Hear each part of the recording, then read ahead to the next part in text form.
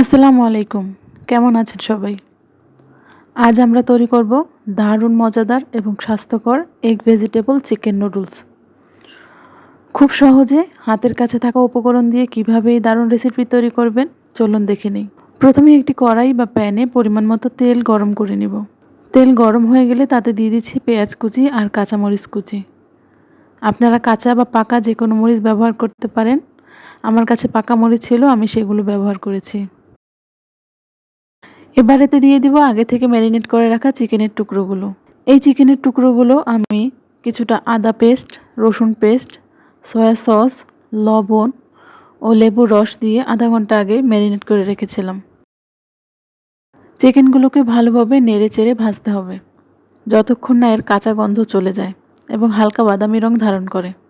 Chicken যখন ভালোভাবে ভাজা হয়ে যাবে তখন এতে দিয়ে দিব পছন্দের সবজি। আমার কাছে ফ্রোজেন গাজর এবং বরবটি ছিল, আমি সেগুলো ব্যবহার করেছি। আপনারা আপনাদের পছন্দ মতো যে কোনো তাজা বা ফ্রোজেন সবজি ব্যবহার করতে পারেন। এবার এর মধ্যে দিয়ে দিব আগে থেকে ভেজে রাখা এগ ক্রাম্বল বা ঝুড়ো করা ডিম এবং নুডলসের মশলা। সব কিছু একসাথে ভালোভাবে নেড়েচেড়ে মিশিয়ে নিব।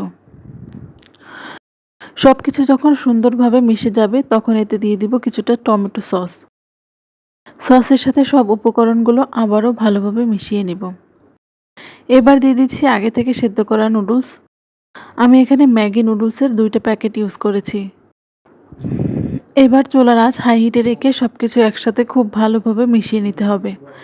এই সময় ভালোভাবে নাড়াচাড়া করাটা জরুরি, যেন মশলা আর সবজি নুডলসের সাথে মিশে যায়।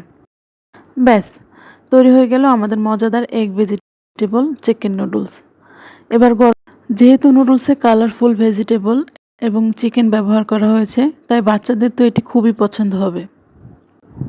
এবার গরম গরম পরিবেশন করুন আর উপভোগ করুন এই দারুণ রেসিপিটি। আশা করি আপনাদের সবার খুব ভালো লাগবে। আমার আজকের ভিডিওটি দেখার জন্য আপনাকে অসংখ্য ধন্যবাদ। পরবর্তী ভিডিও দেখার আমন্ত্রণ রইল। সবার সুস্থতা কামনা করে এখানেই বিদায় নিচ্ছি।